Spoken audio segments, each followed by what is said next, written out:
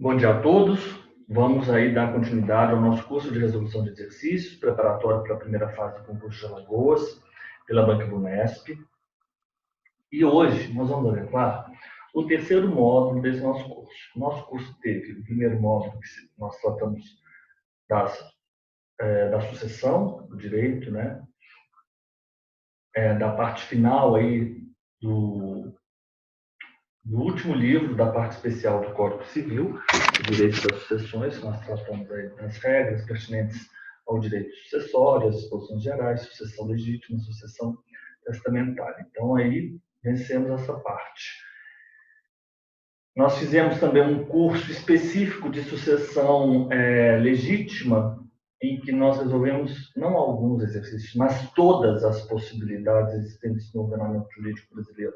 São mais de 270 exercícios, mas pode assustar no primeiro momento, mas nós conseguimos fazer isso de uma forma muito célere e de uma forma gradativa, né? Do mais simples ao mais complexo. São 4 encontros, os encontros cada um de 2 horas, mas conseguimos vencer todas as hipóteses. Sucessão com descendente, sucessão com cônjuge, sucessão com ascendente, sucessão dos colaterais, os cônjuges naquelas hipóteses, né, em que temos os regimes, né, separação obrigatória do 1641, convencional, união parcial de bens, o CUB, todas aquelas hipóteses. Sucessão do cônjuge do descendente em concorrência com o cônjuge, e aí nós vamos aí, no dia das sucessões, eliminando aqueles vícios, né, aquelas falácias, né, que o regime do cônjuge não importa na sucessão. Isso, nós explicamos o porquê se fala isso, né, o porquê se fala isso. Enfim, resolvemos todas as possibilidades. Então, se alguém tiver algum problema jurídico, basta consultar uma das hipóteses. Mais ou menos 270 hipóteses. São mais ou menos 270 hipóteses. São mais ou menos, porque pode ser 275, a depender de algumas variações, ou 265. 270. Segundo módulo, nós ficamos por 2 semanas tratando dos direitos reais. Vou marcar o nosso tempo aqui, antes que eu me esqueça disso. Nós ficamos 2 semanas tratando do nosso o timer,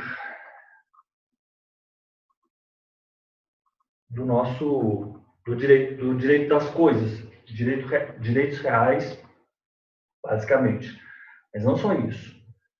Falamos sobre vizinhança, direito de vizinhança, falamos sobre condomínio, falamos sobre posse, e também fizemos aí as últimas nossas aulas, 3 últimas aulas, falamos sobre a multipropriedade, né? Então fizemos aí um estudo artigo por artigo, um estudo esquematizado do direito de multipropriedade. E agora vamos aí para o nosso terceiro módulo. O nosso módulo terceiro vai tratar do direito das obrigações. Eu já lhes enviei o arquivo aí que nós vamos ter como referência para que nós resolvermos as nossas questões de direito das obrigações, correto? Eu vou pedir aos senhores que têm em mãos aí o Código Civil, antes de nós irmos para os exercícios propriamente ditos, vamos aí. O direito das obrigações, ele inaugura a parte especial do Código Civil, como bem sabem os senhores.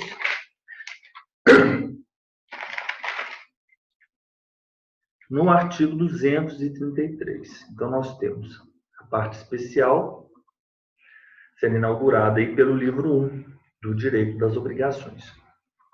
Nós vamos ter aí, no título 1 da modalidade, inclusive eu tinha aqui, se não me engano, um esquema. Acho que eu vou colocar esse esquema aqui no quadro. Ele é bem interessante. Um desses meus cursos presenciais, eu falava sobre o direito das obrigações, eu fiz um cartaz, porque não só aqui no meu estúdio de gravação, no meu escritório, como também aí nos meus cursos presenciais, eu sempre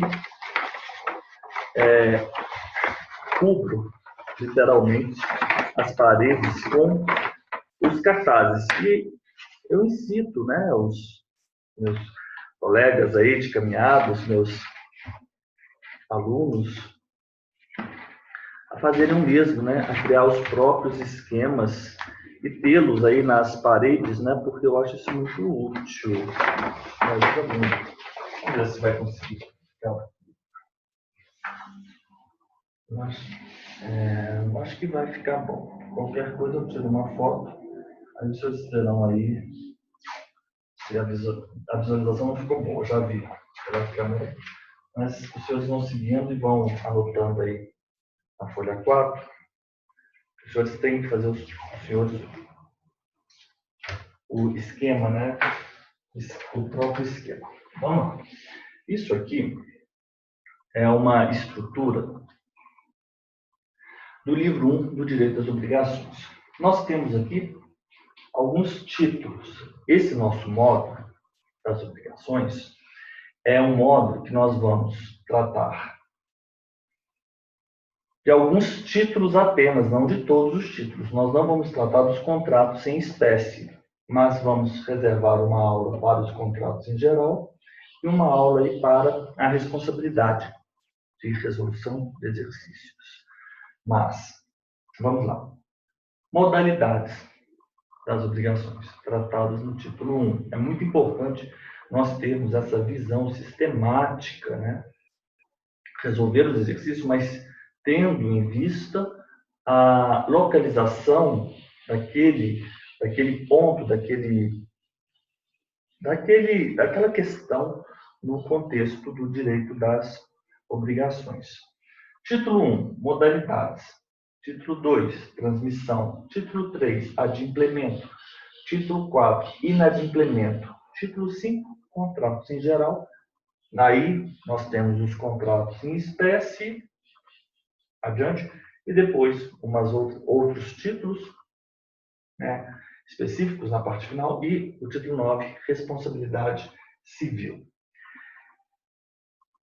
O título 1, modalidades. Quais seriam as modalidades? Nós sabemos que as obrigações elas podem ser positivas e negativas. Quando eu inicio esse curso de direito das obrigações, a gente inicia apresentando uma relação jurídica obrigacional, os polos, o objeto, que é a prestação, o vínculo jurídico. Nós fazemos esquemas sempre. Nós já fizemos os esquemas porque os senhores estão acompanhando aí os nossos cursos, né?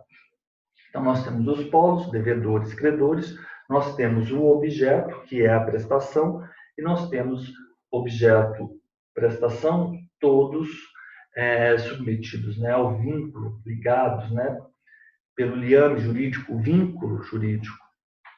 E a prestação, ela pode ser uma prestação positiva. Qual é o objeto da relação jurídica obrigacional? A prestação. E essa prestação ela pode ser uma prestação positiva, dar ou fazer, ou uma prestação negativa, né? Não fazer.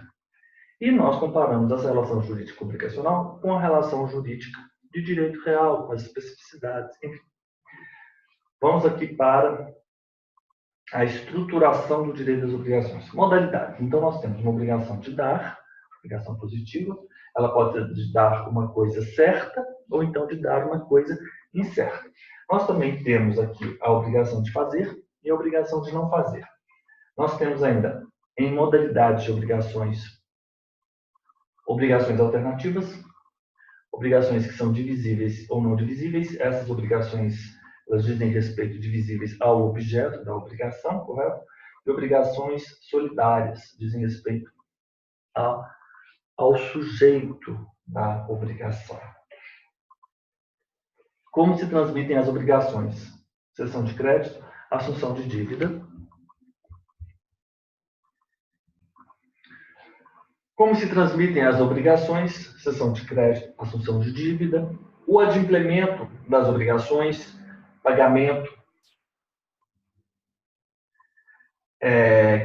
A quem, objeto, lugar, tempo, pagamento em consignação, pagamento em subrogação, imputação do pagamento, dação do pagamento, inovação, compensação, confusão e remissão, com 2 S.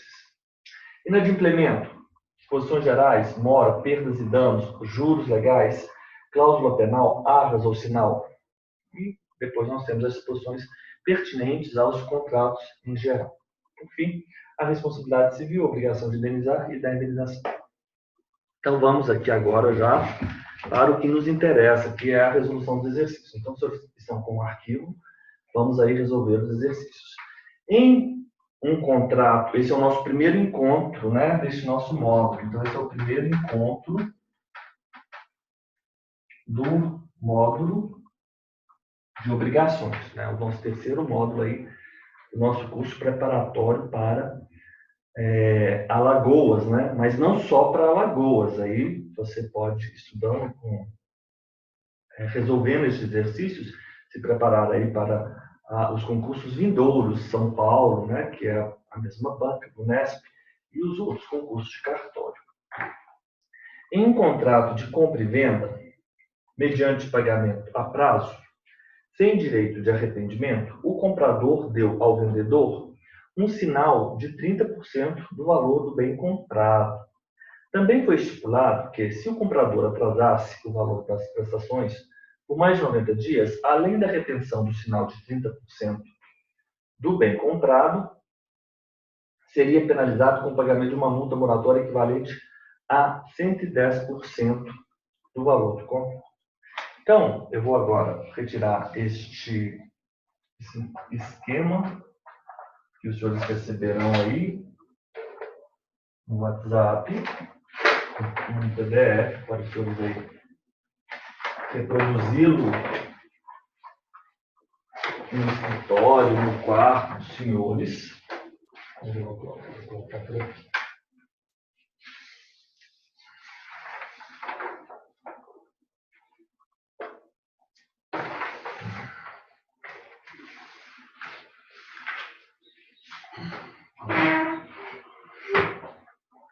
Há um contrato de compra e venda. Um contrato de compra e venda. Então, eu tenho A, eu tenho B, eu tenho uma relação entre A e B. A tem o direito a receber o preço e entregar a coisa. B, vamos imaginar, B tem o direito de entregar a coisa e o dever de pagar o preço. Então, aqui nós temos esses pontos. Compra e venda mediante pagamento a prazo sem direito a arrependimento. Então, nós temos prazo, nós não temos arrependimento, não temos arrependimento. O comprador, vamos imaginar que o comprador seja B.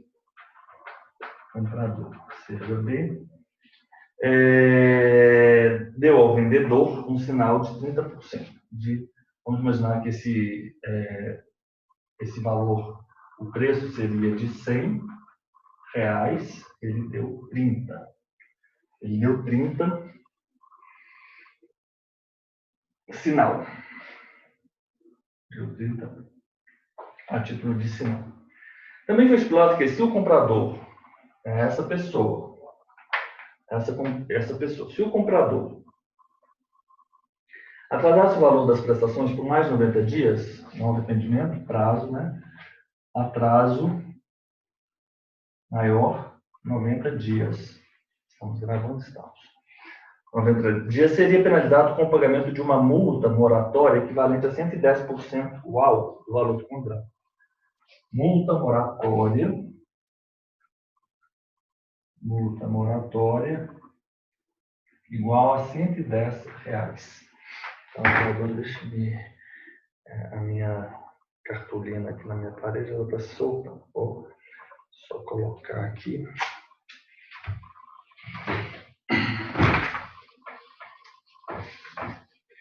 Ok. 110. Então, nós temos aqui uma hipótese, né, de cláusula penal.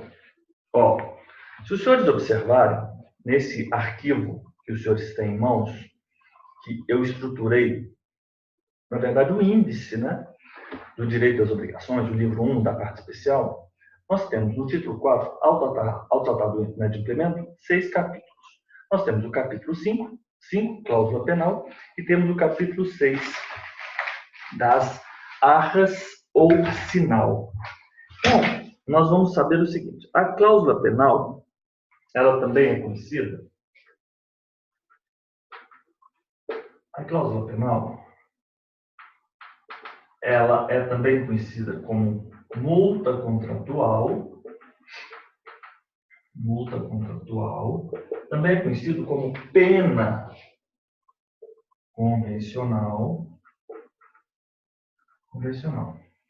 está aí tratada a partir do artigo 389 e seguintes. Vamos aí, por gentileza. 408, na verdade. 389 se inicia o inadimplemento. 408, cláusula penal. Incorre de pleno direito o devedor na cláusula penal, desde que culposamente deixe cumprir a obrigação ou se constitui mora. Eu sempre gosto de utilizar uma expressão, quando ele diz pleno direito entre aspas, automaticamente. Automaticamente? Ok.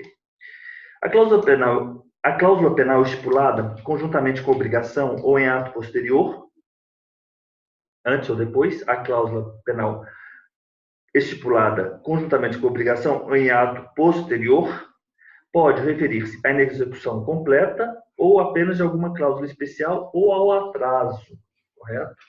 Então, a cláusula penal, multa contratual, pena convencional, ela pode ser instituída com a obrigação. Então, vamos colocar aqui concomitante,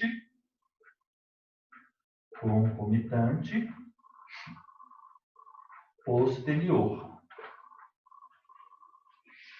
Cláusula penal, multa contratual, pena convencional. Então, estamos aqui tratando do artigo 408. 408 é o capítulo 5. Capítulo 5, artigo 408. E seguintes, né? Artigos 408 e seguintes. Cláusula penal, multa contratual, pena convencional. Ela pode ser concomitante à obrigação ou pode ser posterior à obrigação. Concomitante ou posterior. E ela pode dizer respeito a quê? A quê? Inexecução completa da obrigação. Inexecução completa da obrigação. Primeira coisa. Inexecução completa da obrigação. Inexecução de uma cláusula.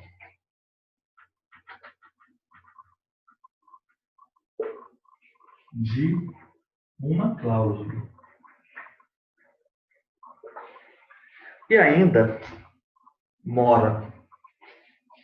Então é isso que diz a cláusula penal. A mora. Quando se estipular a cláusula penal para o caso de total inadimplemento da obrigação, essa converter-se-á em alternativa a benefício do credor. Cláusula penal para o caso de inadimplemento total da obrigação, ou você pode exigir o cumprimento da obrigação, ou então a cláusula penal. Quando se estipular a cláusula penal para o caso de total inadimplemento da obrigação, esta converter-se-á em alternativa a benefício do autor, do credor, né? Vamos colocar aqui. Converter-se-á em alternativa. Ok. Quando se estipular a cláusula penal para o caso de mora ou insegurança especial de outra cláusula determinada, terá o credor o arbítrio de exigir a satisfação da pena cominada, juntamente com o desempenho da obrigação principal. Então, nessa hipótese, o que fica ao arbítrio do credor? O que fica ao arbítrio, nessas hipóteses, o que fica ao arbítrio do credor? Satisfação da pena cominada, mais a obrigação principal. Pena cominada, mais a obrigação. Satisfação da obrigação, né? Então, vamos lá. Mais satisfação da obrigação. O valor da combinação imposta na cláusula penal não pode exceder o da obrigação principal. O valor da cláusula penal não pode exceder o valor da obrigação principal. É isso que nós precisamos saber. Valor não pode exceder o valor da cláusula penal, ele não pode exceder o da obrigação principal. Exceder o valor da obrigação principal.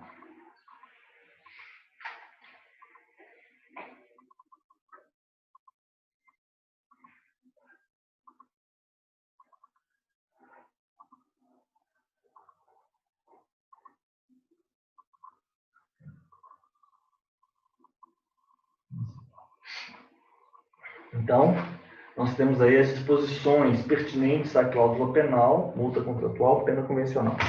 Eu vou aqui fazer um breve adendo. Eu quero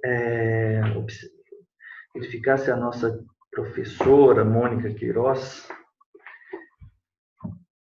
dileta professora, eu acho esse livro dela ótimo, excelente. Se ela utiliza-se responsabilidade civil, não é isso, da transmissão das obrigações, isso, vamos aqui. Eu quero saber se ela usa alguma outra expressão para a cláusula penal. As pessoas jurídicas, dos bens, asignação, validade, classificação, do adimplemento, do inadimplemento. Cláusula penal 393. Vamos lá para o 393. O senhor nos acompanha aí, por gentileza. 393. Cláusula penal. A cláusula penal, também conhecida como pena convencional, tá certo? Multa contratual é a obrigação de caráter acessório estipulada pelas partes que impõe o cumprimento da obrigação sob pena de a parte inadimplente ter que arcar com uma indenização já prefixada. Ok? Assim, pode-se dizer que a cláusula penal possui duas finalidades. Uma delas é a de coerção, na medida em que impinge as partes o fiel cumprimento da obrigação, e de prefixação de perdas e danos, já que representa um valor previamente fixado para hipótese de mora, inadimplemento absoluto ou inexecução de alguma cláusula especial do contrato. Então, nós poderíamos chamar o seguinte, que nós temos o inadimplemento absoluto, a inexecução completa da obrigação, o inadimplemento relativo, que é a inexecução de uma cláusula, ou então a mora. Nessa hipótese, nós já temos aí duas finalidades dessa cláusula penal. Quais seriam elas? Coerção e prefixação das perdas e danos. Então, isso aqui é interessante. Eu vou colocar aqui finalidades. Prefixação, coerção, né? E prefixação de perdas e danos. Prefixação, perdas e danos. A cláusula penal, como possui caráter de acessório, e assim geralmente é prevista em conjunto, mas pode ser posteriormente também. Ela pode ser moratória ou compensatória. A cláusula penal moratória ela tem aplicabilidade com a ocorrência da mora ou hipótese de inexecução de alguma cláusula do contrato. Então, isso aqui é o que a professora chama de moratória. A moratória não é apenas pelo atraso, mas pela inexecução. E a outra é o que ela chama de compensatória. Compensatória. E essa cláusula, obviamente penal, ele não restringe qual delas. Tanto a compensatória quanto a moratória, elas não podem exceder o valor da obrigação principal.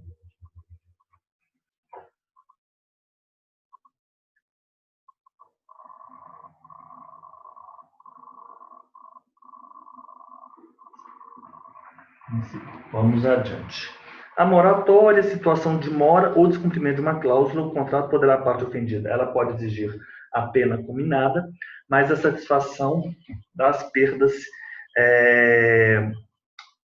ou melhor, além do cumprimento da obrigação principal, satisfação da obrigação principal, ela pode exigir, né, a pena, né? Havendo uma situação de mora ou descumprimento de uma cláusula, poderá a parte ofendida, além do cumprimento da obrigação principal, uma quantia a título indenizatório pré-estipulado por meio da cláusula penal. Então, é a satisfação da obrigação principal, como eu coloquei aqui, mais a pena combinada. Ok. Quando se estipular a cláusula penal, para o caso de mora ou de segurança especial de outra cláusula determinada, tudo bem. A compensatória tem cabimento na hipótese de inadimplemento absoluto. Não há possibilidade de exigir o cumprimento da obrigação principal, exige-se a pena convencional, é o que diz o artigo 410. Estamos seguindo aí pelo Código Civil, né? Quando se estipular a cláusula penal para o caso de total inadimplemento da obrigação, que é aquela chamada de compensatória, para o caso de total inadimplemento da obrigação, esta converter-se-á em alternativa a benefício do credor. A alternatividade trazida pelo artigo em comento diz respeito à possibilidade, estou lendo aqui a professora Mônica, redução equitativa da cláusula penal, artigo 403 e seguintes. Mas agora nós não vamos tratar disso, né? 413 e seguintes, 414. Vamos então aí para os nossos exercícios. Voltamos aqui para os nossos exercícios. Nós já fizemos aí a nossa contextualização do tema. Em um contrato de compra e venda, mediante pagamento a prazo, sem direito de arrependimento, o comprador deu ao vendedor um sinal de o nome disso, arcas. Também foi estipulado que, se o comprador atrasasse o valor das prestações por mais de 90 dias, além da retenção dos 30% do valor do bem comprado, seria penalizado com o pagamento de uma multa moratória equivalente a 110%. A multa moratória pode ser superior ao valor da obrigação principal. O que diz o artigo? O valor da combinação imposta na cláusula penal não pode exceder o da obrigação principal, artigo 412, falso. A multa moratória e também a compensatória, elas não podem ser superiores. Elas não podem ser superiores. Primeira informação. Não podem ser acumuladas as cláusulas que prevêem a retenção do sinal com a multa moratória, por ser um bis in idem. Isso é verdade. Isso é verdade. Aqui, o comprador pode reter, ou seja, você não pode ter uma multa moratória com a retenção do sinal. Inclusive, tem um julgamento, eu vou localizá-lo. Só um minuto, por favor, senhores. Vamos lá. Acho que eu separei aqui.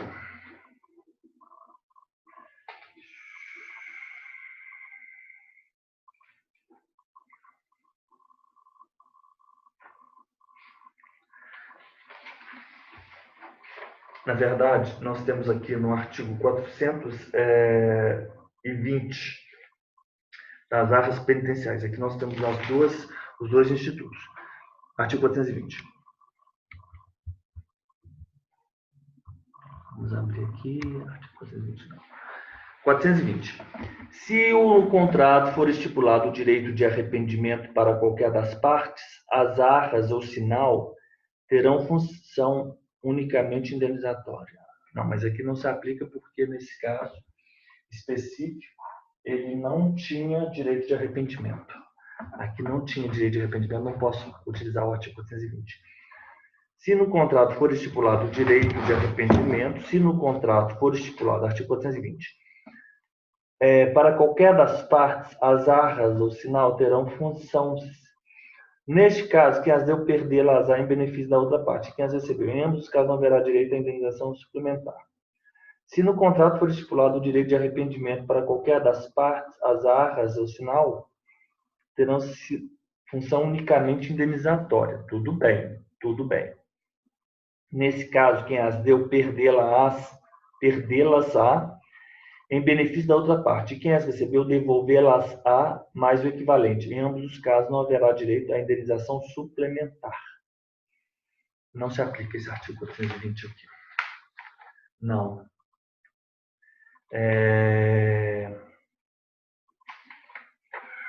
Isso aqui está equivocado.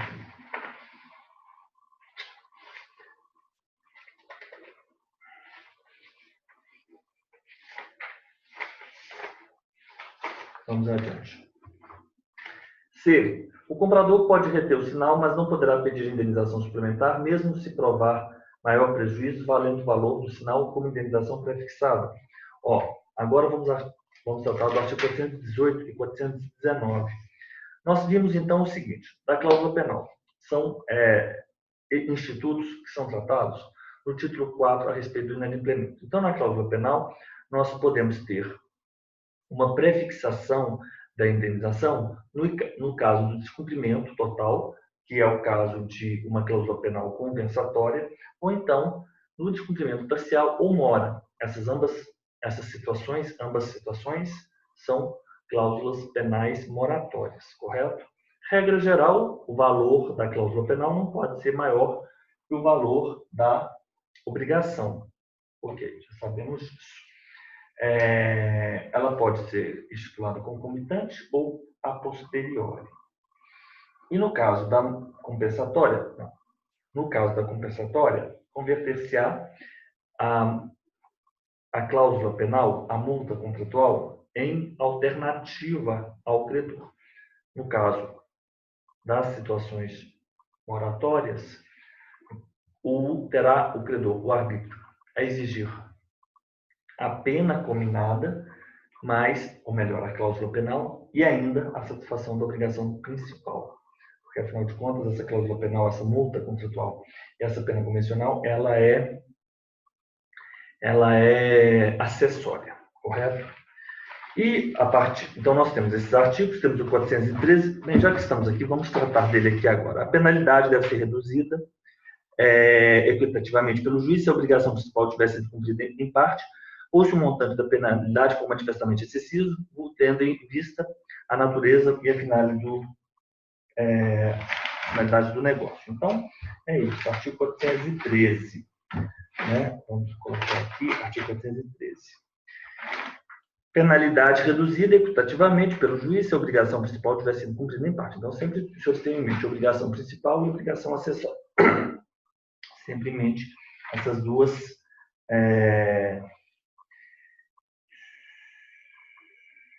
Ok. 413. 414. Sendo indivisível a obrigação, todos os devedores, caindo em falta um deles, incorrerão na pena. Correto? Mas essa só se poderá demandar integralmente do culpado, respondendo cada um dos outros somente pela culpa. Então, se a obrigação for indivisível, se houver a falta, né, de um deles, todos incorrem na pena, mas essa só se pode demandar integralmente. Aos não culpados fica reservada a ação regressiva contra aquele que deu causa à aplicação. Tudo bem, ok. 415. Quando a obrigação for divisível, só incorre na pena o devedor ou herdeiro que a infringir, né, proporcionalmente à sua parte.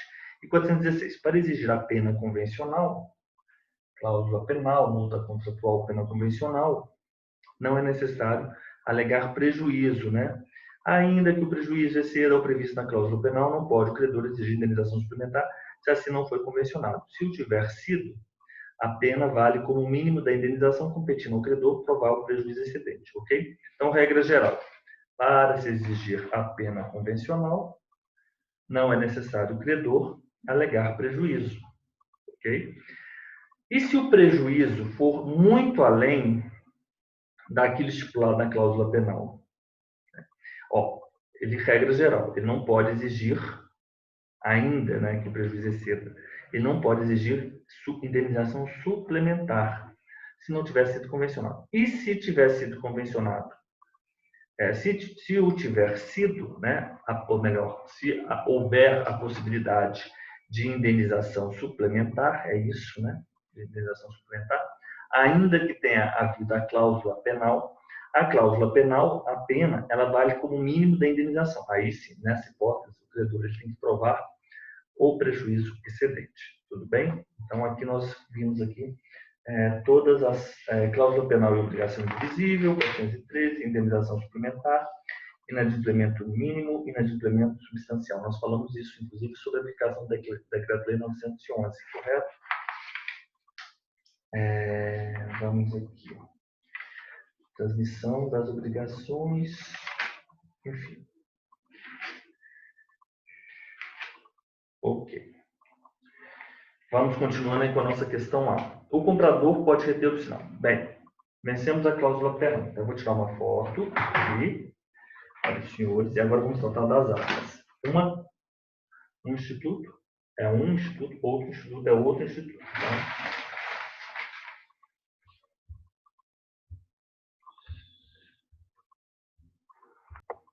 Então, continuamos. O comprador ele pode reter o sinal, mas não pode pedir indenização suplementar, mesmo se provar maior prejuízo, valendo o valor do sinal como indenização prefixada. Pessoal, olha só.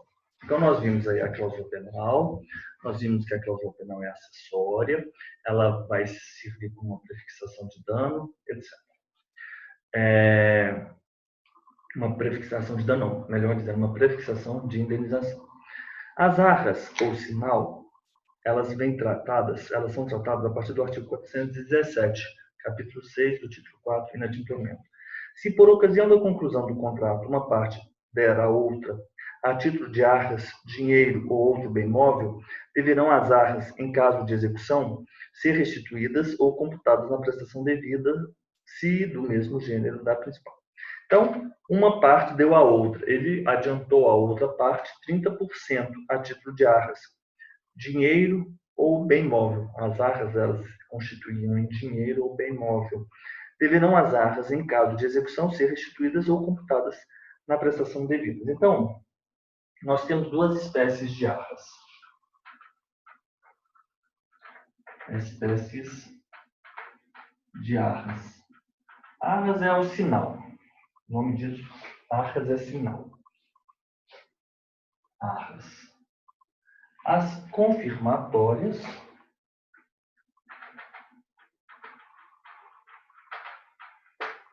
e as penitenciais. As confirmatórias e as penitenciais.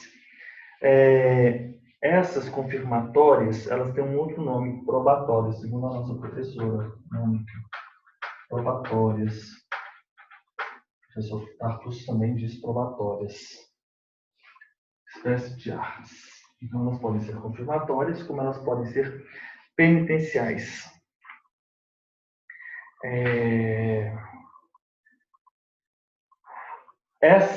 Ela tem por função confirmar o contrato. Confirmar o contrato.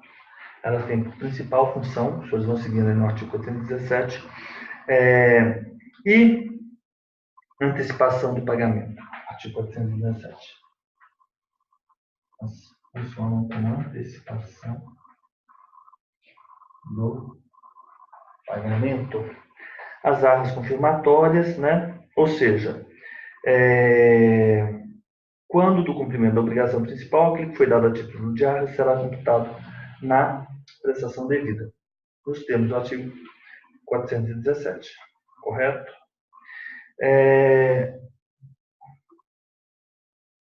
Mas isso só ocorre se tiver sido dinheiro ou outro bem móvel, né? Do mesmo gênero, melhor dizendo, do mesmo gênero que a obrigação principal. Se for do mesmo gênero que a obrigação principal. Se for do mesmo gênero que a obrigação principal.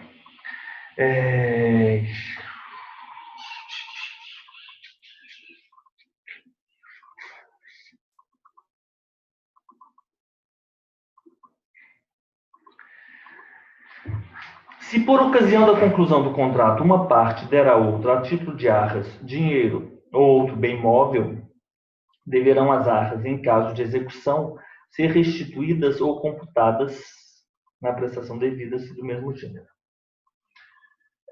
E se ela não for do mesmo gênero? Elas serão restituídas, correto? Se elas não forem do mesmo gênero, elas serão restituídas.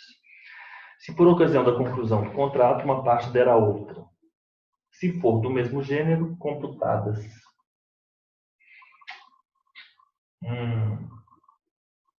Elas são confirmatórias. Vou escrever de uma maneira diferente aqui. Confirma o contrato.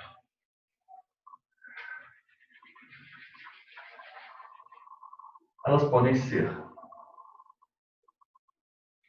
se for do mesmo gênero,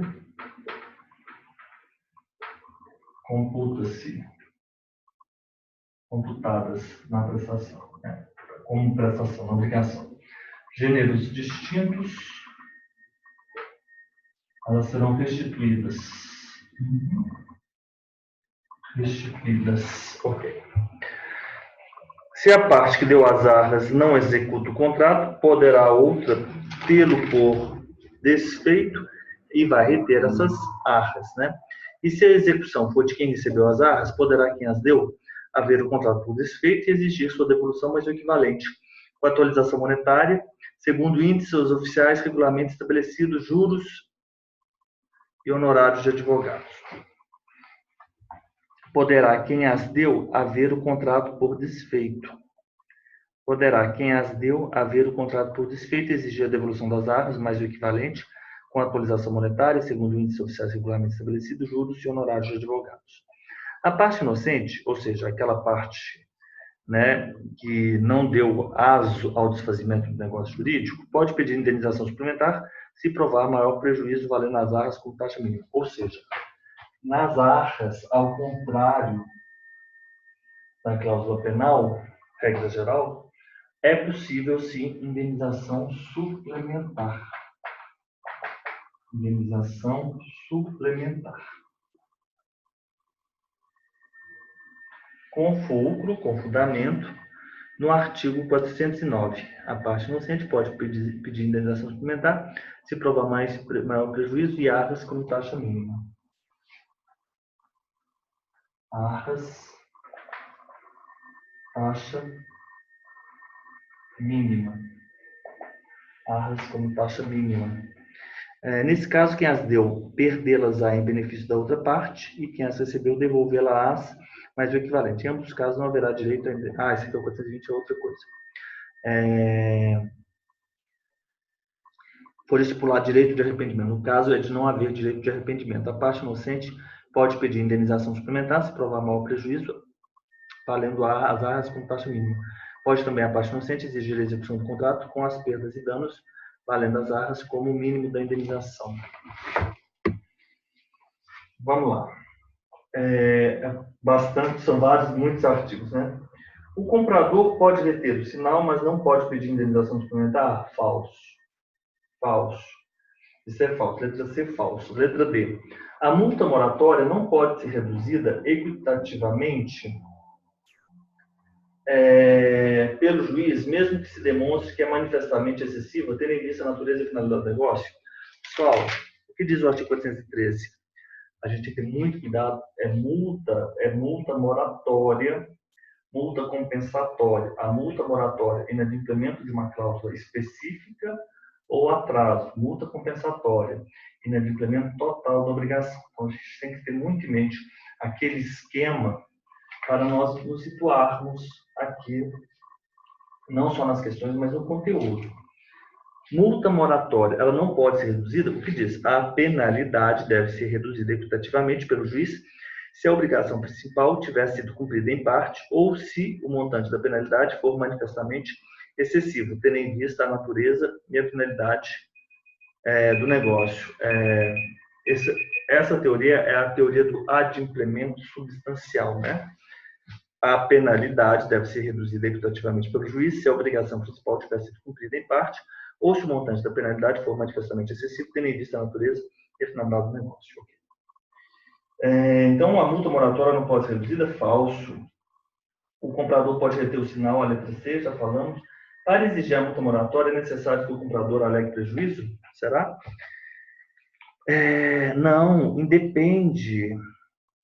Para exigir a pena convencional, por isso que é importante nós termos uma multa moratória, multa convencional, multa contratual, pena convencional, cláusula penal. Essas expressões são todas sinônimas. É muito importante nós nos atermos aos sinônimos. Para exigir a multa moratória é uma espécie de cláusula penal por descumprimento de uma cláusula específica ou então pelo atraso na prestação de uma das obrigações. De uma das prestações, no atraso, não. A moratória é uma cláusula específica ou mora. E a compensatória é pelo inadimplemento total da obrigação. Então, a letra E também está falsa, mas muito boa essa questão. E não podem ser acumuladas as cláusulas que prevêem a retenção do sinal com a multa moratória, por ser um bis in idem. Exato, letra B. 2. Acerca dos direitos das obrigações, não estou satisfeito. Tem um julgado que diz isso, é que eu não estou localizando ainda. Espera aí, deixa eu localizar. Multa moratória. A multa moratória. Retenção de sinal. Aqui, migalhas. Vou mandar para os senhores esse arquivo. É ótimo. Vamos lá.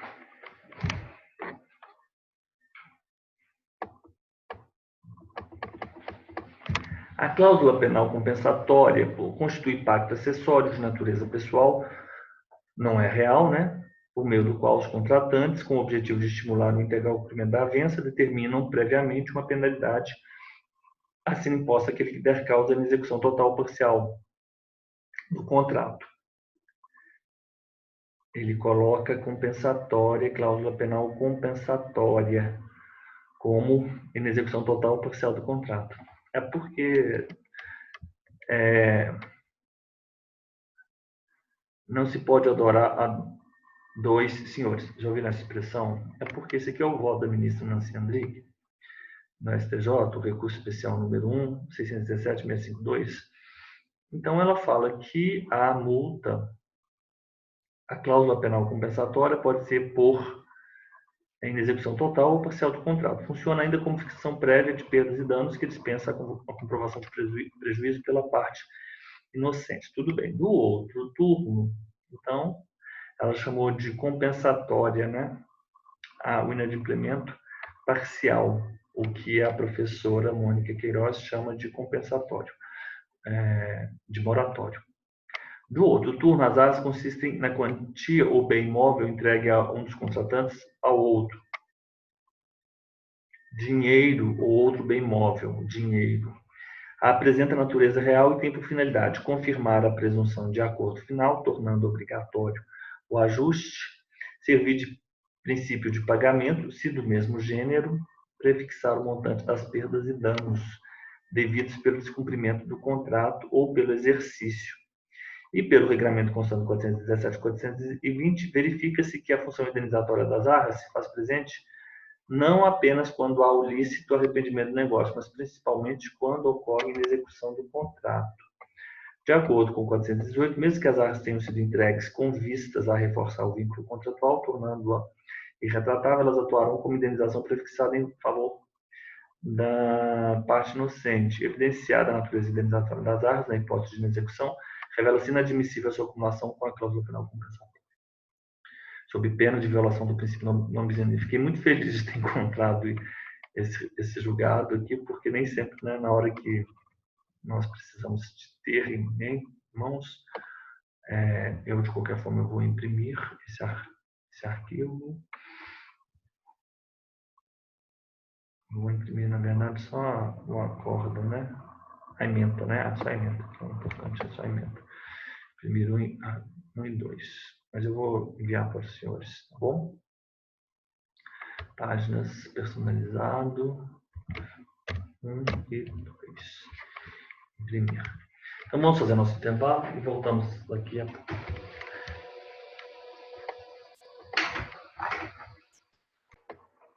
Voltamos aqui para a nossa aula, para o nosso curso de resolução de exercícios. Então, acabamos de ver aí a nossa ementa, né? Vou lembrar aqui que esse assunto é importante. Vou reler para os senhores. De acordo com o artigo 418 do Código Civil, mesmo que as arras tenham sido entregues com vistas a reforçar o vínculo contratual, tornando-o irretratável, elas atuarão como indenização prefixada em favor da parte inocente pelo inadimplemento, a qual poderá reter a quantia ou bem, se os tiver recebido, ou, se for quem os deu, poderá exigir a respectiva devolução mais equivalente. Evidenciar da natureza indenizatória das arras na hipótese de inexecução do contrato, revela-se inadmissível a acumulação com a penal compensatória. Lembrando que a ministra Nancy Andrighi ela considerou como sendo compensatório o descumprimento total da obrigação, da cláusula penal, ser devido tanto na hipótese de inadimplemento total da obrigação, como na hipótese de inadimplemento parcial. Inadmissível a acumulação com a cláusula penal compensatória, sob pena de violação do princípio do non bis in idem, proibição da dupla condenação ao mesmo título. Se previstas cumulativamente, deve prevalecer a pena de perda das arras, as quais, por força do 419, valem como taxa mínima de indenização pela inexecução do contrato. Vamos adiante. Então, essa questão 1 é uma questão muito interessante, porque com essa questão nós conseguimos tratar vários temas. Só um breve resumo de uma parte específica. 416. Pena convencional, não há que se falar em prejuízo, né? Para se exigir a pena convencional, não é necessário que o credor alegue prejuízo, ok? Ela é prefixação de danos. Não se tem que falar em regra geral. Por quê? Ainda que o prejuízo exceda, não pode o credor exigir a indenização suplementar. Mas poderá exigi-lo, poderá fazê-lo, se for convencionado. E se for convencionado, a pena ela vale como mínimo. E aí o credor ele tem que provar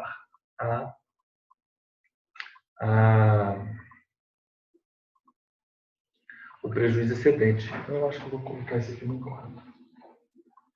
Depois eu tiro uma foto.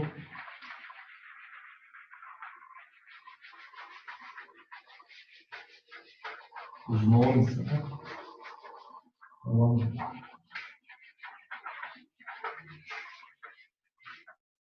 Vamos lá.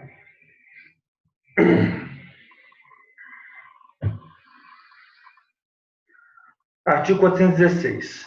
Para exigir a pena convencional,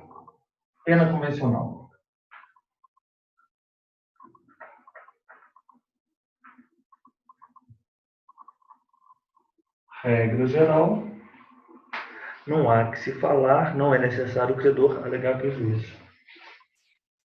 Não é necessário alegar prejuízo. Para exigir a pena convencional, ainda que o prejuízo exceda ao previsto, não pode exigir, não é necessário alegar prejuízo para a pena convencional. Para exigir a pena convencional, não é necessário prejuízo, alegar prejuízo, né? Vou colocar aqui.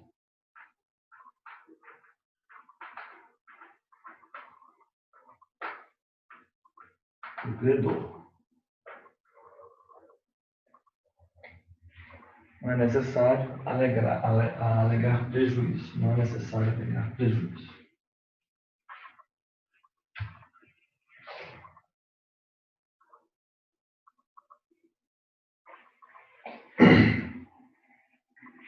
Pena convencional. Não é necessário alegar prejuízo. E continuamos com uma outra. Na verdade, o fato de existir a pena convencional não se faz necessário alegar prejuízo. Agora nós temos uma regra geral. E é isso que eu queria esquematizar no quadro. Que eu gostaria de esquematizar no quadro. Regra geral. Não cabe indenização suplementar. Mas poderá caber? Sim.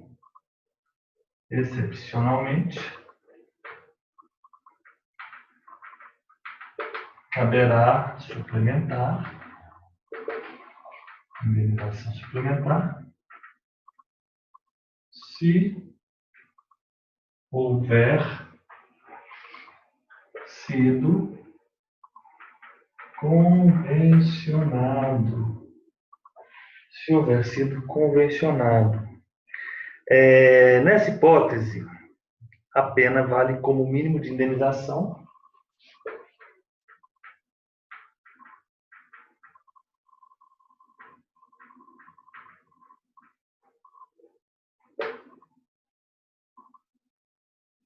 e o credor prova o prejuízo excedente.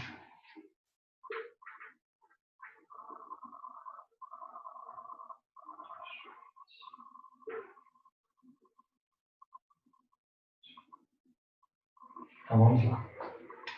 Então, a pena convencional, para se exigir a pena convencional, não é necessário alegar prejuízo. Regra geral. Porque são duas regras gerais, é por isso. Pena convencional não é necessário alegar prejuízo. Não cabe indenização suplementar. Cabe. Não cabe. Cabe, excepcionalmente.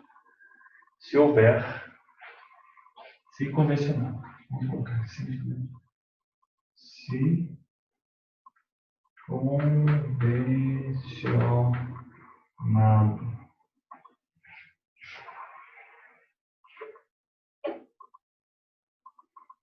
Se convencionado.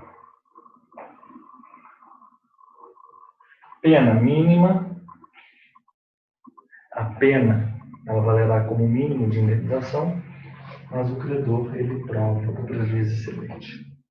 Correto? Então, é isso que nós temos que ter em mente aqui no 416. 416. Pena convencional, não cabe indenização suplementar e não é necessário alegar prejuízo.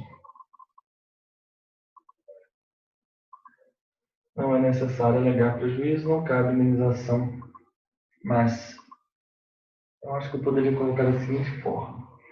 A pena convencional, regra geral, não é necessário alegar prejuízo e não cabe, eu acho que eu vou colocar dessa maneira. Regra geral, deixa eu ver dessa maneira. Regra geral, não é necessário alegar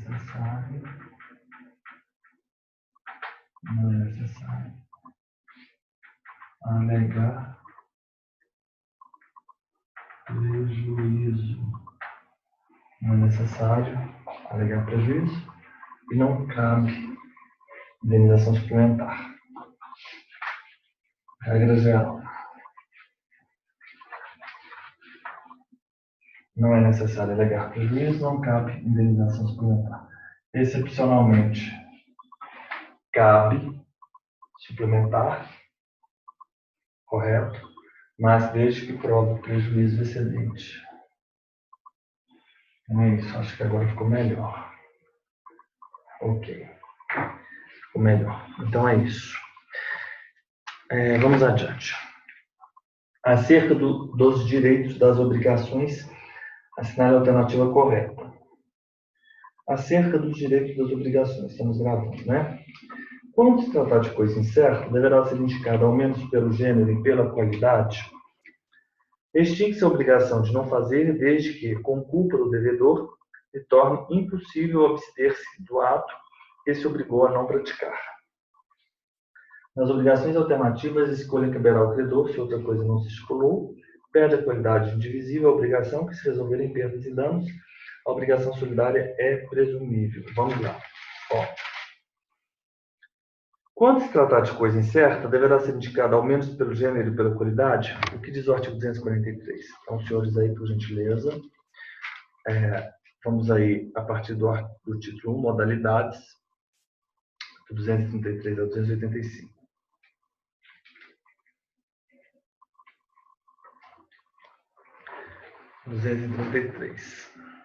Este é o artigo 243. A coisa incerta será indicada ao menos pelo gênero e pela quantidade. A coisa incerta será ao menos pelo gênero ou pela quantidade. Vou chamar a foto desse quadro. Nós temos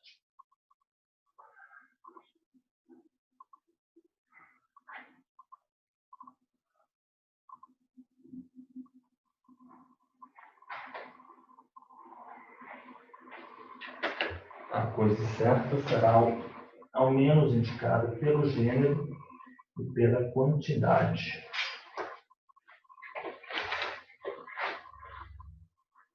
Continuamos. Ele falou qualidade, né? Equivocado. 243 está equivocado. A coisa incerta será indicada pelo gênero e pela quantidade. Letra B. Extingue-se a obrigação de não fazer, desde que, com culpa do devedor, lhe torne impossível abster-se do ato que se obrigou a não praticar. Que diz o artigo 250. Extingue-se a obrigação de não fazer, desde que, sem culpa do devedor, se lhe torne impossível abster-se do ato que se obrigou a não praticar. Que se obrigou a não praticar. Extingue-se a obrigação de não fazer, desde que, sem culpa do devedor, se lhe torne impossível abster-se do ato que se obrigou. Letra B, equivocada. É sem culpa do devedor. Agora, nas obrigações alternativas, a partir do artigo 252. Nas obrigações alternativas, a escolha caberá ao credor se outra coisa não se estipulou. 252. Nas obrigações alternativas, a escolha cabe ao devedor se outra coisa não se estipulou. Perfeito. Se outra coisa não se estipulou. 252. Perde a qualidade de indivisível a obrigação que se resolve em perdas e danos. Obrigação indivisível, perdas e danos. 265. O 265 não, aqui não é. 263. Perde a qualidade indivisível a obrigação que se resolve em perdas e danos. Correto? Letra D. A obrigação solidária é presumível? Isso é falso. 265. A solidariedade não se presume, resulta da lei ou da vontade das partes. Então, nós tivemos aqui várias disposições extremamente importantes, pertinentes ao título 1 das modalidades, né? O título 1 das modalidades, das obrigações, ele compreende aí 6 capítulos, né? O capítulo 1, capítulo 2, o capítulo 3, 4, 5. Capítulo 1, obrigação de dar, fazer, não fazer, alternativas, divisíveis, indivisíveis e solidários. Os senhores que já estão aí com o meu, estão fazendo os outros cursos comigo, os senhores já têm aquele quadro esquemático a respeito, né, das obrigações de dar coisa certa, obrigações de dar coisa incerta e aquelas hipóteses tratadas a partir do artigo 233 até 242, parágrafo único, né? Na hipótese de dar a coisa certa, então vamos acompanhando. Os senhores têm em mãos aí o esquema, eu já estou com ele aqui. Na hipótese de dar coisa certa, se houver perda antes da entrega, perda antes da tradição, ou então perda pendente uma condição suspensiva, nós temos 2 hipóteses. Se ocorrer a perda sem culpa do devedor, resolve-se a obrigação. Nosso esquema. Se com culpa do devedor, equivalente a uma perda de danos. Deterioração antes da tradição. Então, a perda pode ser sem culpa, a perda pode ser com culpa. Perda sem culpa, resolve-se. Ou sem culpa, resolve-se. Ou com culpa, equivalente a uma perda de danos. Deterioração antes da tradição, sem culpa. 2 situações. Ou resolve-se, ou se aceita a coisa a partir do preço. Correto? Isso tudo são as disposições previstas na seção 1 do capítulo 1 do título 1. Ok.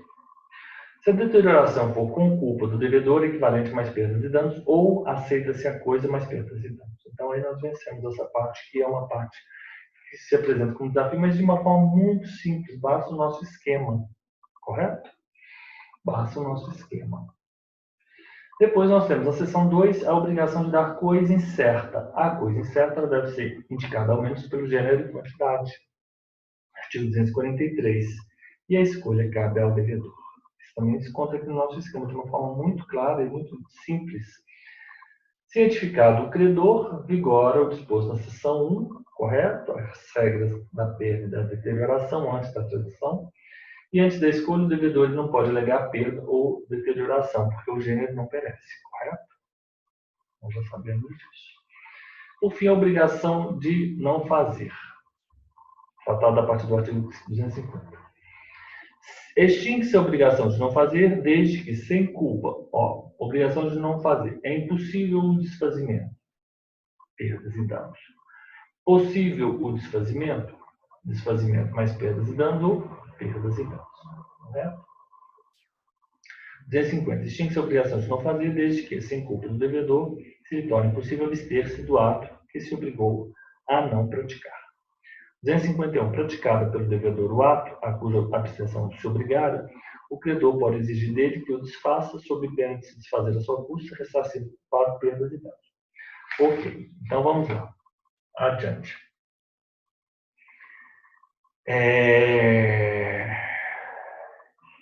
Questão 3.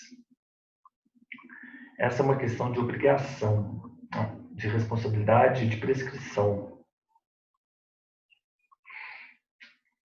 da VUNESP. Não é bem o conteúdo da nossa aula, porque essa questão de obrigação, eu vou pular essa questão. Mas saibam, senhores, o seguinte: o STJ já decidiu, a resposta dessa questão 3 é a letra E. No caso de responsabilidade civil extracontratual, o prazo de prescrição é 3 anos, com fundamento no 206, parágrafo 3º do Código Civil. A responsabilidade civil contratual, o prazo é de 10 anos, com fundamento no artigo 205. Ok?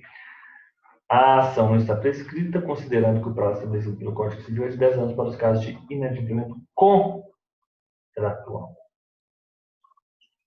Não é extracontratual, é contratual. É uma pessoa, né, que Fátima e Nancy celebraram contrato de depósito, ou seja, contrato, no qual Fátima receberia o valor de 5.000 para guardar pelo prazo de um ano os móveis pertencentes a Nancy, que seria locado para fins, os móveis pertencentes ao apartamento este que seria locado para os fins comerciais. Ao final do prazo, Fátima se recusou a devolver os bens, alegando que os bens não pertenciam a Nancy. Passados-se 4 anos da recusa para devolver os móveis objeto do contrato. A ação não está prescrita porque o prazo é de 10 anos. Mas aqui não é o objeto da nossa aula. Em relação às obrigações, então nós temos que ter em mente aqui o conteúdo, né? Nós estamos tratando nessas 3 primeiras aulas, nós vamos tratar das modalidades, título 1, transmissão, título 2, inadimplemento, título 3 e inadimplemento, título 4. Já falamos da cláusula penal, das arras e do sinal, e também estamos falando agora no título 4 e agora estamos falando do título modalidades. Em relação ao direito das obrigações, assinale a alternativa correta. Se a obrigação for de restituir coisa certa, e esta sem culpa do devedor, se perde antes da tradição, restituir coisa certa e a perda é antes da tradição, estou com o meu esquema ali, ó.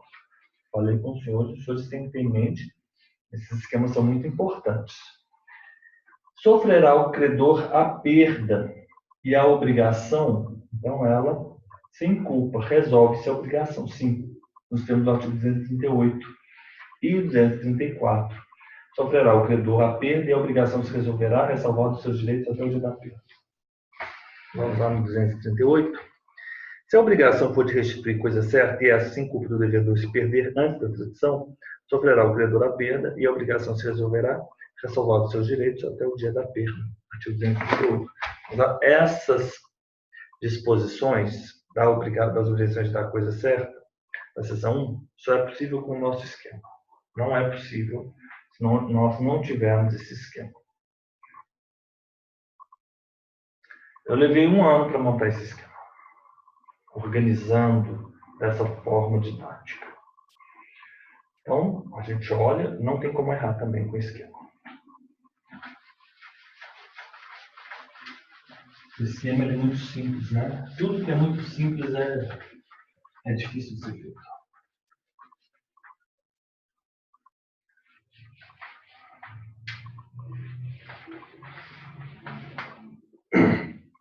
Igual o quadro da sucessão do cônjuge. Aquilo não existe em lugar nenhum. Aquilo foi criado. Aquilo eu levei um bom tempo para criar aquele esquema, para nós fazermos aqueles exercícios da sucessão. Então, quem tem acesso àquela informação não consegue resolver em alguns minutos ou em alguns segundos, consegue resolver imediatamente. Correto? Vamos lá. Se a obrigação for de restituir coisa certa, e essa se perde antes da tradição, sofre o credor a perda e a obrigação se resolve ressalvar seus direitos até o dia da perda. A coisa incerta será indicada, ao menos, pelo gênero e pela qualidade. Artigo 243. A coisa incerta será indicada, ao menos, pelo gênero e pela quantidade. Mais uma vez, né? Pelo gênero e pela quantidade. Uma sugestão. Os senhores podem ter em mãos do micolo, e os senhores vão marcando já os pontos que fomos tratando, né? Das obrigações de dar coisa incerta. Seção 2. Eu vou até fazer isso agora para ilustrar, né, o que os senhores podem fazer também. Seção 2. Das obrigações de dar coisa incerta. A coisa incerta será indicada ao menos pelo gênero e pela quantidade. É o segundo exercício que nós fazemos com esse dispositivo, artigo 243. Coisa incerta, ao menos pelo gênero e pela quantidade. Coisa incerta é indicada ao menos pelo gênero e pela quantidade. Nas coisas determinadas pelo gênero e pela quantidade, a escolha pertence ao devedor, se o contrário não resultar do título da obrigação. Está ali no nosso esquema. A escolha compete ao devedor, se não resultar outra coisa do título da obrigação. Mas poderá dar a coisa pior, mas não poderá dar a coisa pior, a depender do título da obrigação. Não pode dar a coisa pior, nem está obrigado a prestar a melhor. Correto? Correto. Então, 244. Nas coisas determinadas pelo gênero e pela quantidade, a escolha do devedor, se o contrário não resultar do título. E se o contrário resulta do título, ou seja, se a escolha couber ao credor, é assim que ele poderia ter feito, ter redigido o artigo. Se o resultado do título, que é a escolha, incumbe ao credor, é isso que ele quer dizer. O credor não pode dar a pior, nem está obrigado a prestar melhor, ou seja, o meio termo. Cientificado da escolha, o credor vigora o disposto na seção precedente relativamente à responsabilidade. É a seção 1 de dar coisa incerta, de restituir coisa, dar coisa certa, de restituir coisa certa. E antes da escolha, não pode o devedor alegar a perda de deterioração da coisa, ainda que por força maior ou caso fortuito, porque o gênero não perece. Então, já vencemos essas exposições pertinentes à obrigação de dar coisa incerta. Antes da escolha, não poderá o devedor alegar perda ou deterioração, salvo nas hipóteses. Não, inclusive. Nas obrigações alternativas, agora vamos lá nas obrigações alternativas. Artigo 252. Obrigações alternativas, onde está o nosso esquema? Aqui. Nas obrigações alternativas, a escolha compete a quem? Ao devedor. Regra geral, ao devedor, né? Se o título dispuser de forma contrária, caberá ao credor. Não pode o devedor obrigar o credor a receber parte em uma e parte em outra. Não pode. Quando a obrigação for de prestações periódicas, a faculdade de opção poderá ser exercida em cada período. Ok. No caso de pluralidade de optantes, não havendo acordo unânime entre eles, decidirá o juiz, fim do prazo, por este assinado para a deliberação. Ok. Parágrafo 4º. Se o título deferir a opção a terceiro e este não quiser ou não puder exercê-la, caberá ao juiz a escolha se não houver acordo entre as partes. Ok? Se uma das duas prestações não puder ser objeto da obrigação ou se tornada inexequível, subsistirá o débito contra a outra. 254. Se por culpa do devedor não se puder cumprir nenhuma delas, não competindo ao credor a escolha, fica o devedor obrigado a pagar o valor da que por último se impossibilitou, mais perdas e danos que o caso determinar. Quando a escolha couber, 255, quando a escolha couber ao credor e uma das prestações tornar-se impossível por culpa do devedor, o credor ele tem direito de exigir a prestação subsistente ou o valor da outra, mais perdas e danos. Se for com culpa, isso é sem culpa, se for com culpa, ambas as prestações se tornarem inexequíveis. Não, perdão. 255. Quando a escolha couber ao credor e uma das prestações tornar-se impossível por culpa do devedor, o credor tem o direito de exigir a prestação subsistente ou o valor da outra, mais perdas e danos. Correto? Se por culpa do devedor ambas as prestações se tornarem inexequíveis, poderá o credor reclamar o valor de qualquer das duas, mais indenização, perdas e danos. Né? Então, ele pode escolher uma, a que se perdeu, mais perdas e danos, ou se forem das duas, ele escolhe qualquer uma delas, não importa. Se todas as prestações se tornarem impossíveis, sem culpa, extingue-se a obrigação do devedor. As obrigações alternativas. Nas obrigações alternativas, a escolha pertence ao devedor? Nas obrigações alternativas, a escolha cabe ao devedor. Sim, verdade. Se outra coisa não se estipulou. Se o contrário é o resultado do título da obrigação. Mas este não poderá dar a coisa pior, nem será obrigado a prestar a melhor. Não pode o devedor obrigar o credor. Essa é a correta. Nas obrigações alternativas, letra D. A escolha pertence ao devedor. Se o contrário no resultado do título da obrigação. Mas este não poderá dar coisa pior, nem será obrigado a prestar a melhor. Não pode o devedor obrigar o credor a receber parte em uma quando a obrigação for de prestações, no caso de pluralidade. Se uma das prestações... porque não estaria certo isso? A letra B está equivocada, a letra A está correta. A letra D... Nas obrigações alternativas, a escolha pertence ao devedor. Se a outra coisa não se estipulou.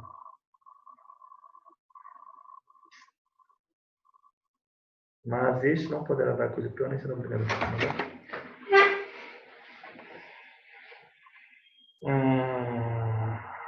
É porque ele não fala sobre isso, hein? Aqui nas obrigações alternativas. Ele fala, essa disposição diz respeito à obrigação de dar coisa incerta. Muito capciosa essa questão. Em caso de urgência, pode o credor, mediante autorização judicial, executar ou mandar executar o fato, sendo depois ressarcido. Mediante autorização, não. Independe de autorização judicial.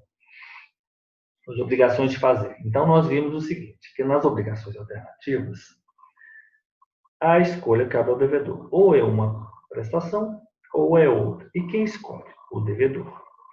Não pode o devedor obrigar o credor a receber parte em uma prestação e parte em outra prestação.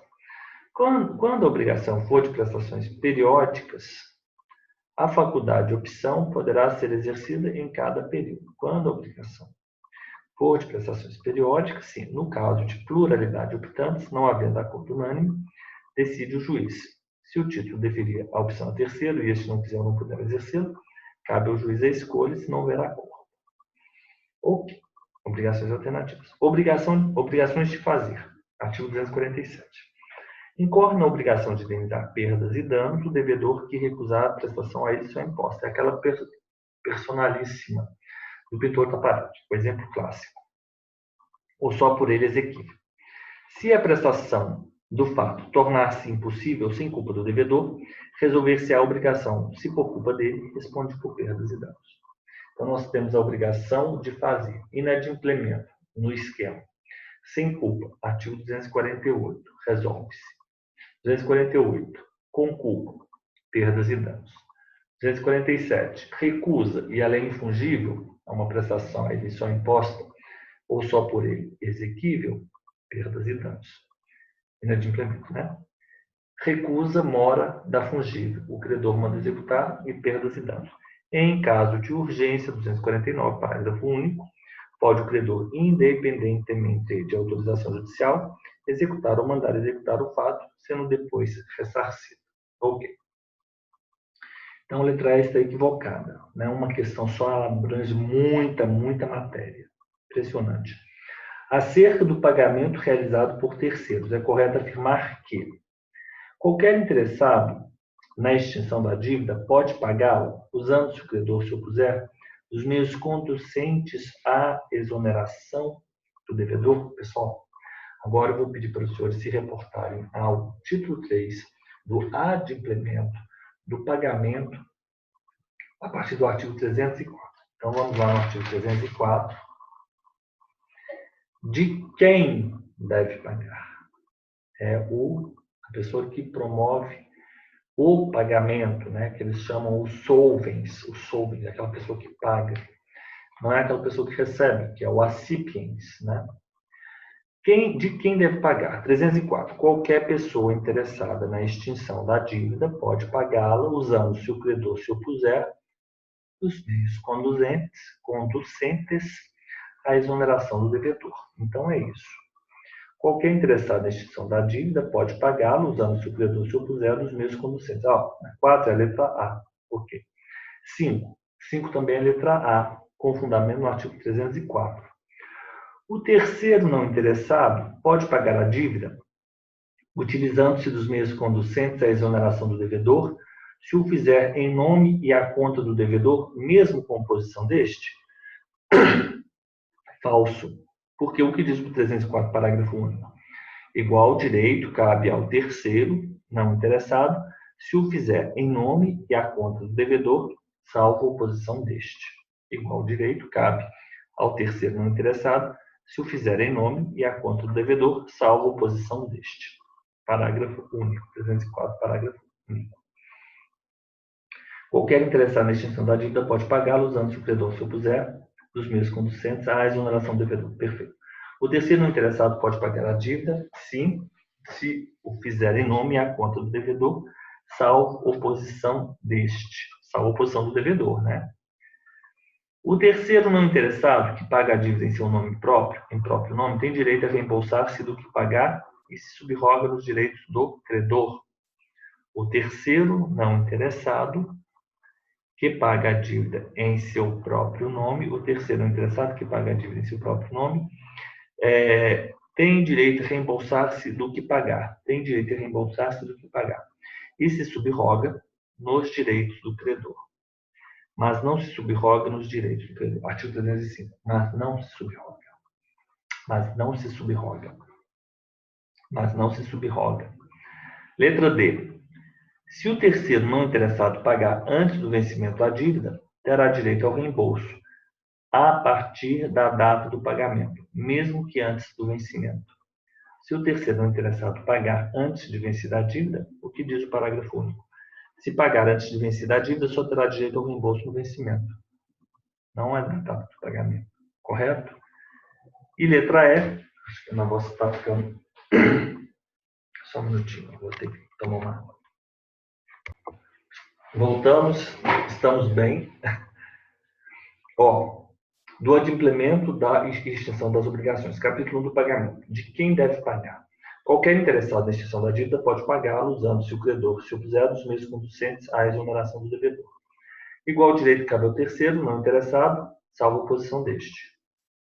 Se o fizer, salvo oposição do devedor. Se o fizer em nome e à conta do devedor, salvo oposição do devedor. O terceiro não interessado, que paga a dívida em seu próprio nome, tem direito a reembolsar-se, mas não se subroga nos direitos. A questão fala que se subroga, então a questão está equivocada. O pagamento feito por terceiro com desconhecimento ou oposição do devedor não obriga a reembolsar aquele que pagou se o devedor tinha meios para diligir a ação, no caso de haver uma prescrição. Correto? Então, alguém que paga uma dívida prescrita do devedor, ele não pode exigir que o devedor lhe pague, que ele seja reembolsado. Afinal de contas, o devedor tinha meios de diligir a ação. Correto? Então é isso. Se o terceiro não interessado pagar a dívida, isso aí é o E. A letra D e a letra E, né? Então, se o terceiro não interessado ele pagou a dívida, ele tem direito a um reembolso no vencimento da dívida, não da data do pagamento, e o pagamento feito por terceiro, com desconhecimento ou oposição do devedor, obriga a reembolsar aquele que pagou mesmo se o devedor tinha mesmo para pedir a ação. Isso é falso. Não é verdade.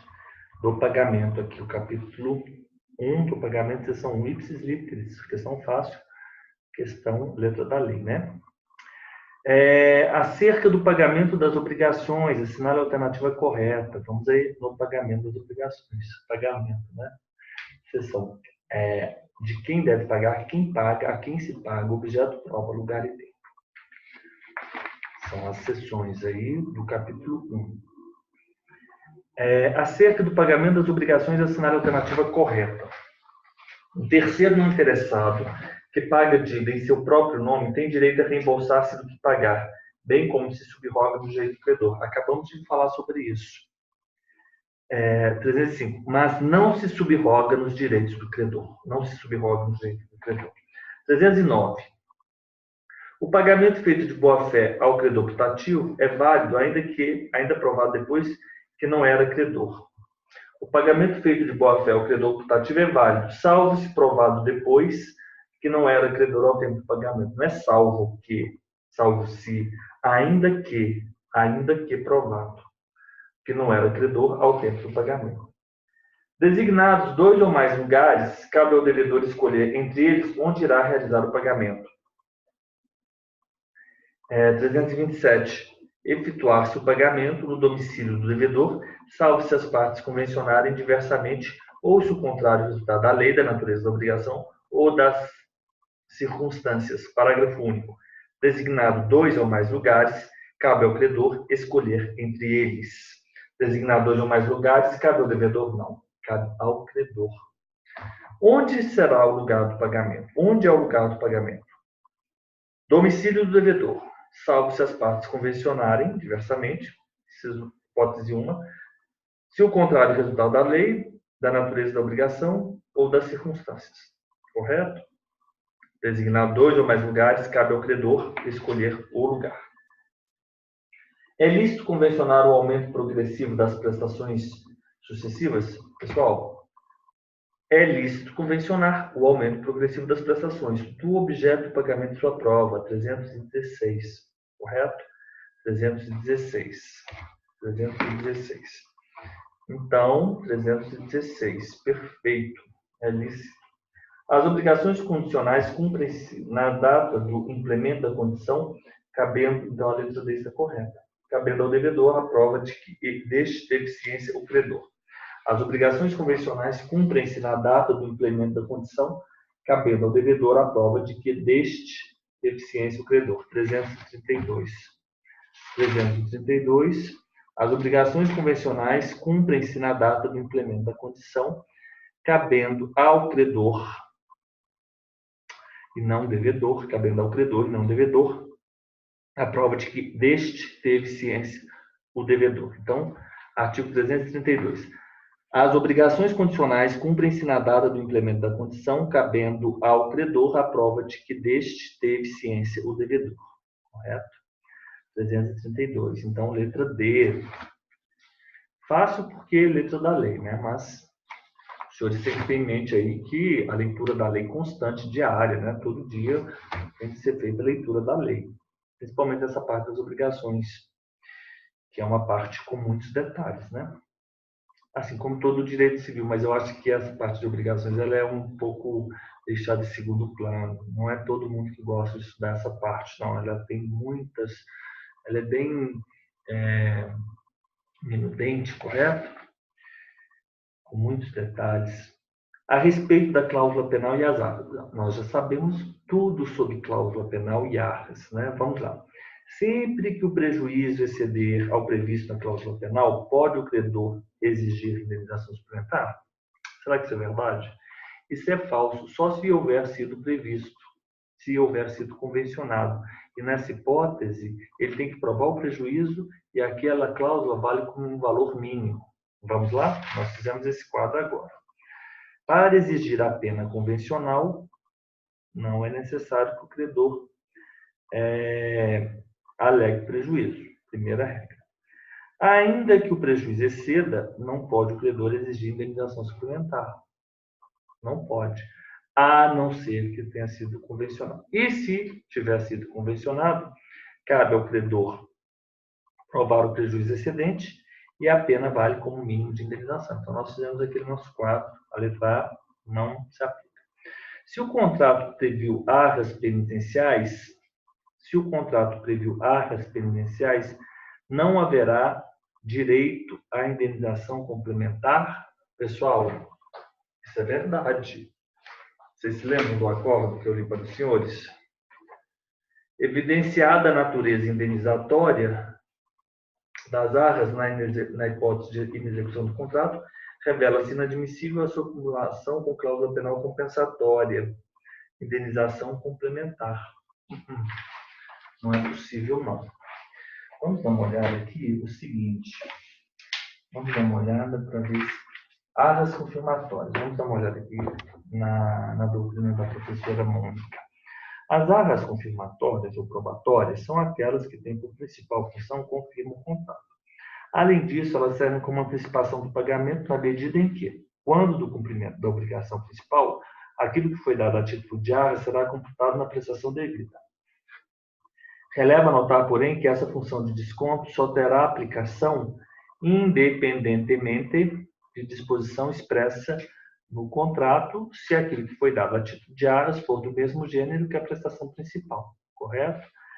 Então, as arras confirmatórias ou probatórias são aquelas que têm por principal função confirmar o contrato. E elas servem como antecipação do pagamento, mas só se for do mesmo gênero, que é a obrigação principal. Então, dadas as arras, não poderão as partes unilateralmente desistir do negócio, caso uma delas o faça, a depender de que for o desistente. Aí nós temos a disposição do 418. Se o desistente, quem deu as arras, ele perde o benefício da outra parte. E se o desistente é quem recebeu, ele devolve aquele valor a título de arcas recebido, o equivalente, e terá que devolvê-las em dobro com a atualização monetária, segundo índices oficiais, regulamentos estabelecidos, juros e honorários de advogado. Ok. Perfeito. E as penitenciais? Quando se tratar de arcas penitenciais, de igual modo, uma quantia em dinheiro ou outra coisa fungível será entregue por uma das partes à outra. Porém, essa espécie de arcas ela só tem cabimento nos contratos em que há expresso o direito de arrependimento. Correto? Por isso se diz que essa espécie é secundária, pois admitir o arrependimento é algo que isso será possível excepcionalmente. Então, as arcas penitenciais exercem função indenizatória. Ok? Então, nós temos as arcas confirmatórias,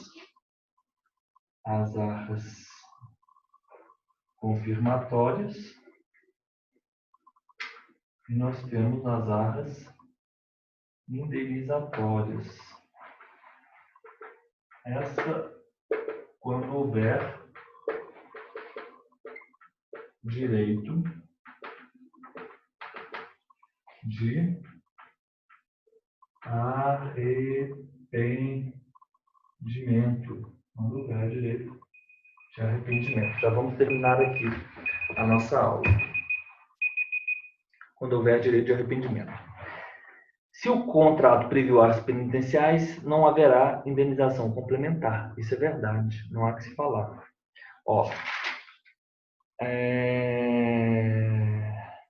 se no contrato for estipulado o direito de arrependimento para qualquer das partes, as arras ou sinal terão função unicamente indenizatória. Nesse caso, quem as deu, perdê-las-á em benefício da outra parte. E quem as recebeu, devolvê-las mais o equivalente. Em ambos os casos, não haverá direito à indenização suplementar. Em ambos os casos, não há direito à indenização suplementar. Não há direito à indenização suplementar. Não há direito à indenização suplementar. Reza o artigo 420. Artigo 420. Elas são confirmatórias, elas são indenizatórias. Artigo 420. A parte inocente não pode pedir indenização complementar às áreas confirmatórias? Pode. Pode. As arras confirmatórias, ela pode sim. É o artigo 419. Lide, artigo 419. Indenização suplementar.